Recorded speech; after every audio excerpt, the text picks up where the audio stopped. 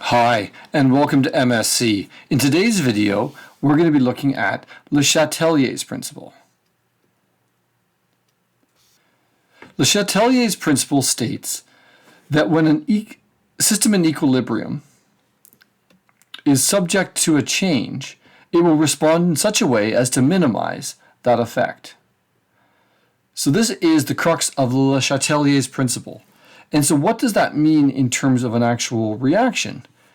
So let's take a look at a generic reaction here, and I'll say this is going to be substance A plus 3 of substance B, and this is going to be an equilibrium, so we'll use the equilibrium arrows,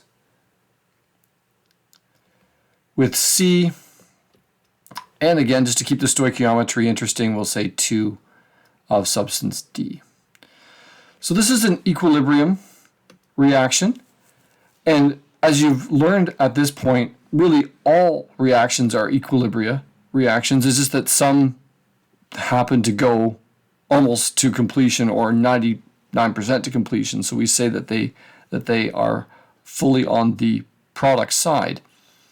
And so what this means is we have an equilibrium that's set up, and there's a balance here between forward and reverse reactions. And again, the equilibrium just means that the forward rate is equal to the reverse rate.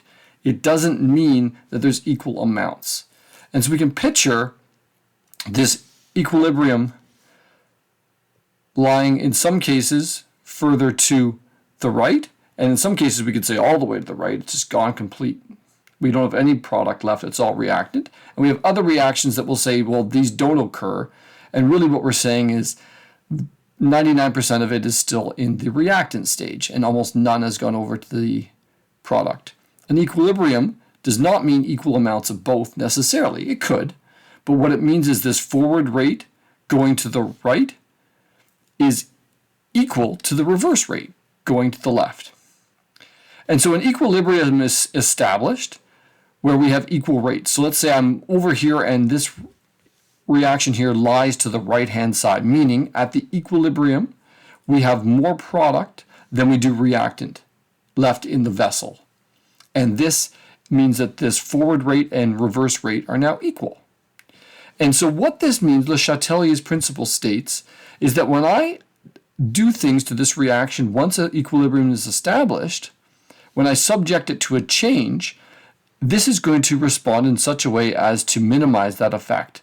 I like to use the phrase, it will try to negate the change. It's going to try to undo whatever we did to it. And so in the course of the next little while, in the next few videos, we'll look at, well, what happens to this? And we'll look at that in more detail. When I expose it to different changes, we're going to look at changes of concentration. We'll look at changes of temperature, changes of pressure, and changes by adding a catalyst.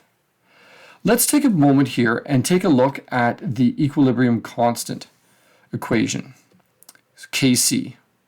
So Kc is the concentrations of the products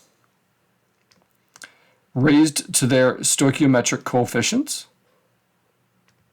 So it's an exponent of 1 on the C, and on the D we have an exponent of 2 based on the stoichiometry. And then we have the reactants, and the reactants are A, concentration, and B, and the exponent on B will be a 3, again based on the stoichiometry of the problem. The 3 and the 2 up above lead to the exponents of 2 and 3. The others are exponents of 1. Please keep in mind these are equilibrium concentrations for this to be true. And what's interesting here is only one thing is going to end up changing Kc. The only thing that will change that equilibrium constant is temperature. Everything else will result in a same value of Kc, even though they might have different equilibrium concentrations. And that's sometimes a little hard to picture and get your head around. So as we apply different changes, the reaction will shift accordingly to keep Kc constant. For example, if I add more of substance A, this equilibrium will shift further to the right, using up and undoing the change that I did. If I put pressure on this, it will try to shift to the side with less gas moles to try to undo that increased pressure. If I try to heat it up, it will try to shift to the endothermic side to try to cool it down. And all of these will be to try to minimize the change that I did. Whatever I do to it, it's going to try to do the opposite. And that's really the crux of Le Chatelier's principle, is that whatever I do, the system is going to try to undo it. It won't succeed fully, but it's going to shift away from whatever I do. And again, there'll be changes in concentrations we'll look at, changes in pressure, changes in temperature, and addition of a catalyst. And we'll look at how these affect or don't affect Kc and how the concentration equilibrium will change for the different species involved. So I hope this introductory video on Le Chatelier's principle has been useful. Please check out the following videos to dig into these topics a little bit deeper. Thank you for listening, and thank you for watching.